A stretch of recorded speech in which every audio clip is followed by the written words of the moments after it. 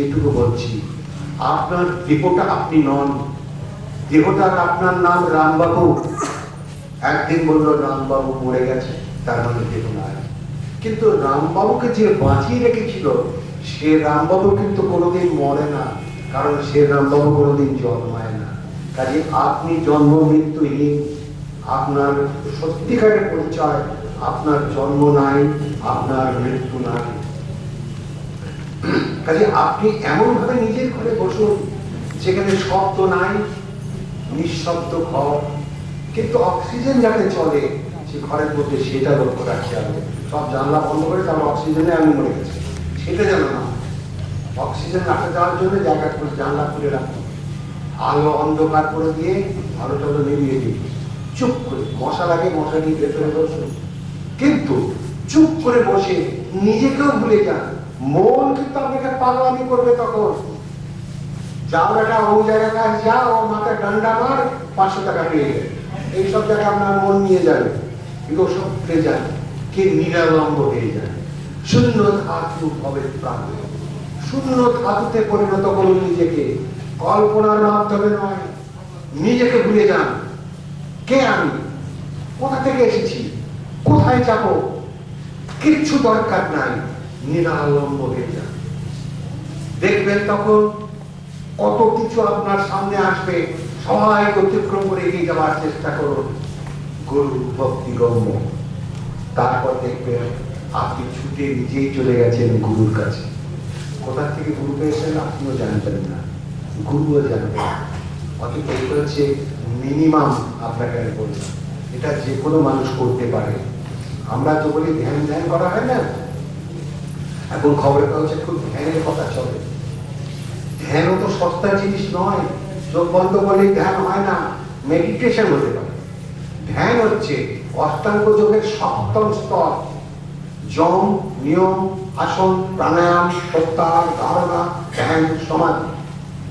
তাহলে ধ্যান হচ্ছে 7ম স্তর, ধ্যানের পরেই আসছে সমাধি। ভেবে দেখুন, এই ধ্যান কেউ ইচ্ছা করে আনতে পারবে না। এই ধ্যান হচ্ছে কর্ম সাপেক্ষ, সেইটাই হচ্ছে কর্মযোগ, আর সেটাই হচ্ছে ক্রিয়াযোগ। ক্রিয়া মানে কর্ম, কর্ম মানে অর্থাৎ যা কর্ম তাই তো ক্রিয়া।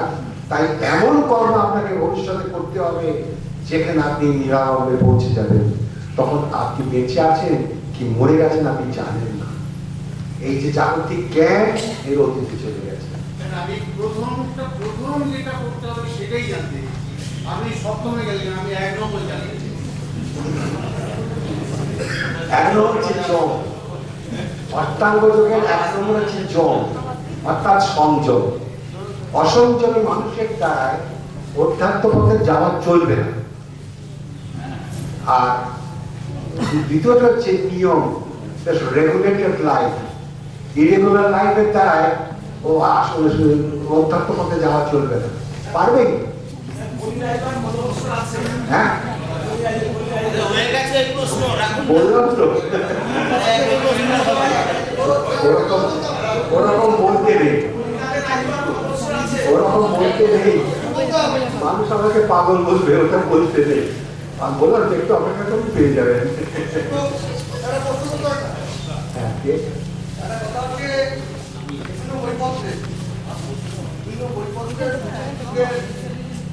পরিবর্তনের জন্য 300-400 বছর আগে থেকে কাজ করে প্রতিটি যুগ পরিবর্তনে পরিচালকরা ছিলেন। রামচন্দ্রের সময় রামচন্দ্র বা তার বাস্তুদাতা ছিলেন, ব্রিটিশের সময় তার বাস্তুদাতা ছিলেন। আগামী দিনের পরিবর্তনে কে থাকবেন, তার বাস্তুদাতা কে থাকবেন, আপনার সামনেই বসে আছে।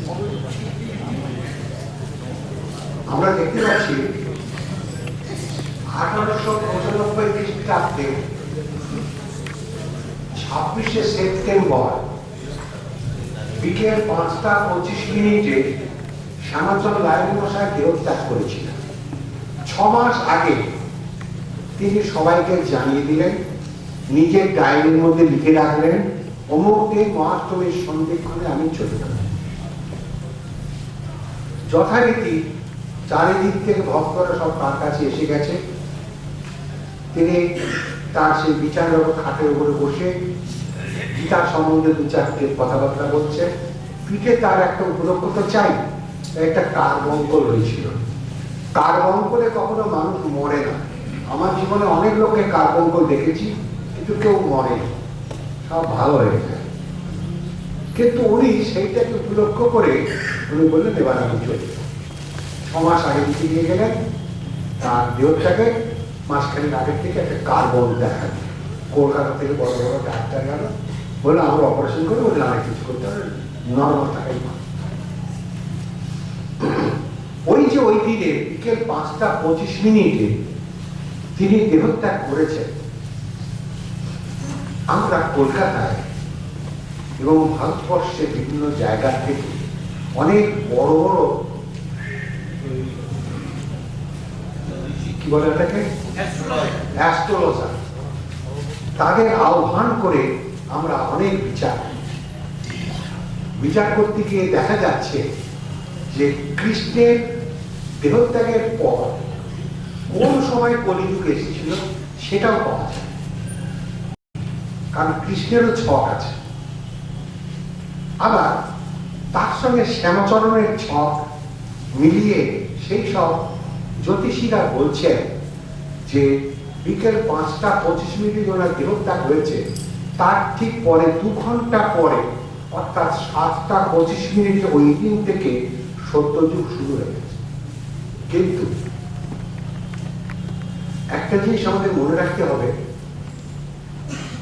যে সত্যযুগের সাধনটা শুরু হয়ে গেছে, সত্যযুগের প্রভাব এসে গেছে অল্প অল্প, তো পূর্ণ মাত্রায় আসে।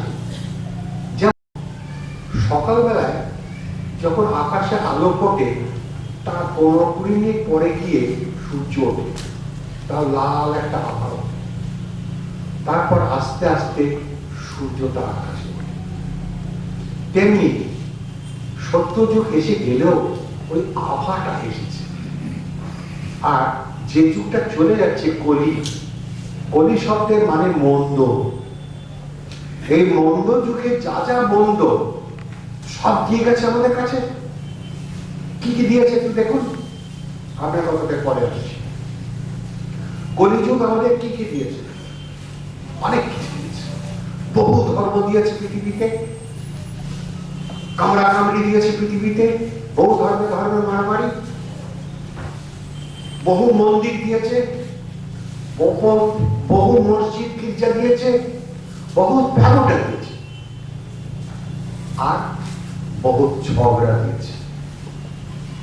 তাহলে কলিযুগে তারা এগুলো আমরা পেয়েছি, অনেক মন্দির মসজিদ গির্জা ব্যবসা, অনেক অনেক ধর্ম, অনেক অনেক সম্প্রদায়, এ সব চলে যাবে।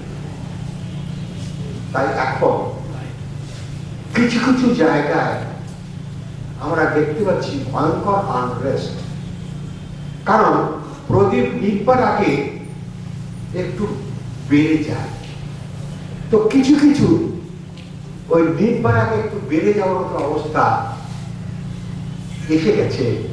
আপনাদের নিজেদের বুদ্ধির দ্বারা বুঝে নিন, সবকিছু খোলামেলা বলা যায় না। তো সেই জায়গায় 100 বছর পার হয়ে গেছে, 195 থেকে 114-15 বছর হয়ে যাচ্ছে। হ্যাঁ, 114-15 বছর। যোগীরাজের দেহত্যাগ হয়ে গেছে 114-15 বছর। এবার সূর্যটা এখনো ওঠেনি, দেখা যায়নি। কেন না, কলি মানে মন্দ, মন্দের কামড় এখনো প্রচন্ড ভাবে শেষ কামড় বলছি, it is the last bite of the Kaliyuga. তাই এখানে চূড়ান্ত আনরেস্ট। এমনকি শুনতে পাচ্ছি একটা সিনেমা নাকি বেরিয়েছে ইংরেজিতে 2012, আমি তো এই শব্দ জানি না, আমার কাছে লোকে যা বলে, তাতে নাকি পৃথিবীটা ধ্বংস হয়ে যায়। আরে যাই যাবে, পৃথিবী ধ্বংস হলে আমিও মরে যাবো, কি হবে, আবার নতুন করে আসবে, প্রাণের তো ক্ষয় নাই। কিন্তু আমার একটা ব্যক্তিগত হিসাবে বলছি, এই পৃথিবীটা তো মানুষ তৈরি করেনি, তৈরি করেছে ভগবান নিজে। তিনি তার সৃষ্টিটাকে এত নিষ্ঠুর নন যে নষ্ট করে দেবেন। তার সৃষ্টি তিনি যদি বজায় রাখেন, তো মানুষ কি করে তাকে নষ্ট করতে পারে? তাহলে কি হতে পারে? একটা পরিবর্তন আসতে পারে। কি পরিবর্তন?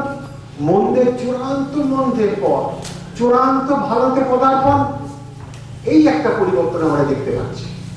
তো আবার ইতিহাসে যদি ধর্মের ইতিহাসের দিকে আমরা তাকাই, তাহলে ত্রেতা যুগের শেষে যখন রাম এলেন তখন একটা যুদ্ধ হয়েছিল, তারপরে দাপর যুগ ছিল। আবার সেটা কি যুদ্ধ পরে হচ্ছে। তারপরে দেখা যাচ্ছে দাপর যুগের শেষে যখন ভগবান কৃষ্ণ এলেন, যুগ পরিবর্তন হচ্ছে। এক একটা যুগ পরিবর্তনের সময় একটা যুদ্ধ হচ্ছে। ত্রেতার শেষে যুদ্ধ হলো রামায়ণ, যাকে বলছি রাম রাবণের যুদ্ধ। আবার দাপরের শেষে মহাভারতের যুদ্ধ। এর সব যুদ্ধ কিন্তু বাইরের নয়, সব যুদ্ধটা ভেতরে। যারা জানে না তারাই এটাকে বাইরের রক্তক্ষয়ী যুদ্ধ বলে। ভগবান কখনো বলবেন না তোর গলা কেটে ওকে হত্যা কর, ভগবান তো মন পাল্টে দিলি তো ওই যুদ্ধ। কিন্তু ওগুলো বাইরের যুদ্ধ নয়, সব ভেতরের যুদ্ধ। তথাপি বলছি একটা যুদ্ধ হয়েছিল দুবারে, এবার একটা যুদ্ধ হবে। তা যুদ্ধ হলে কোটি কোটি মানুষ মরে যাবে, আবার নতুন করে হবে। তবে এটা ঠিক যে শহর সভ্যতা আর থাকবে না, একটু বলবে। কারণ শহর সভ্যতা মানে তো ভোগবাদ। আমরা ছোট বয়সে এই কলকাতাকে 10 ভাগের 1 ভাগ দেখছি। এখন এত লোক সংখ্যা পিলপিল করছে পিঁপড়ের চাকের মতো, রাস্তা পার হওয়া যায় না। এত গাড়ি কলকাতা শহরে ছিলই যায়, এখন কত গাড়ি, রাস্তা দিয়ে গাড়ি চালানো যায়। এই যে পরিবর্তন ভোগবাদ। যুদ্ধ হলে কি হয়? যুদ্ধ হলে এ বলছে দেখ আমার কত ক্ষমতা, ওই দেশ বলছে আমার কত ক্ষমতা জানিস, আমার কাছে 500 আণবিক বোমা আছে, ও বলছে তো আমার কাছে 600 আছে।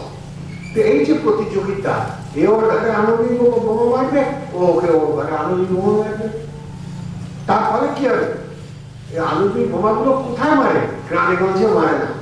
যুদ্ধ কখনো গ্রামে গঞ্জে হয় না, ওগুলো শহরকেই ধ্বংস করে। অতীত সেকেন্ড গ্রেড ওয়ারেও কলকাতাতেও বোমা পড়েছিল, আর কলকাতা ফাঁকা ফাঁকা হয়ে সব কলকাতার বাবুরা গ্রামে গ্রামে পালিয়ে গেছে। এগুলো আমাদের চোখে দেখা। তো কাজে ওই রকম একটা হবে ধরে নিচ্ছে। আমি নট শিওর, কারণ আমি তো ভগবান নয়, অতটা বলতে পারি না। তাহলে আপনারা আমাকে পাগল ডাকতে হবে, কারণ মশালের মধ্যে নাই। তবে এটুকু বলতে পারি একটা যুদ্ধ হতে পারে, এবং সেই যুদ্ধে কোটি কোটি মানুষ মরবে। সে ভারতেও মরবে, ভারতের বাইরেও মরবে। মরে গিয়ে শহর সভ্যতা আবার লুপ্ত হয়ে গিয়ে আবার নতুন করে গ্রামীণ সভ্যতা হবে। সেটা হচ্ছে ত্যাগবাদ, আর এটা হচ্ছে ভোগবাদ। ভোগবাদ নিশ্চিন্ন হয়ে যাবে, গিয়ে ত্যাগবাদে আসে। ভোগবাদ নরকের বাদ, ত্যাগবাদ স্বর্গের বাদ। এই হচ্ছে জীবনের মূল মন্ত্র।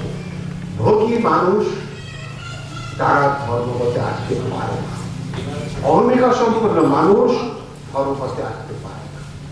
কাজে দেখা যাচ্ছে পরিবর্তন একটা আসছে, তবে পৃথিবী একদম আঁকড়ে দিয়ে পড়ে যাবে। ওটা জায়গায় জায়গায় ভূমিকম্প হয়, ওরকম হবে, কিন্তু যুদ্ধ একটা হবে আশা করা যায়। কারণ এত আণবিক বোমা আসে, তাহলে যাবে কোথায়? কারণ বৈজ্ঞানিকরা তো ভালো দিয়েছে মন্দ দিয়েছে। আমরা ছোট বয়সে নিমের দাঁত মারতে, নিমের দাঁত দিয়ে মারতাম, এখন টুথপেস্ট হয়েছে, টুথব্রাশ আমরা পাই ছোট বয়সে। এখন তাহলে সেই রকম ছোট বয়সে সিনেমা ছিল না, এখন তো গাড়া গাড়া সিনেমা, টিভি ছিল না, এখন গাড়া গাড়া টিভি। এই সবই তো ভোগবাদের পরিচয়। এগুলো তো মানুষকে আরো বহির্মুখী করে দিয়েছে, অন্তর্মুখী করতে পারেনি। অর্থাৎ জাগতিক স্থূল বিজ্ঞান মানুষকে ভালো করতে পারেনি, মানুষকে আরো খারাপ করতে। দেখা যায় ভগবানের যা ইচ্ছা তাই হবে।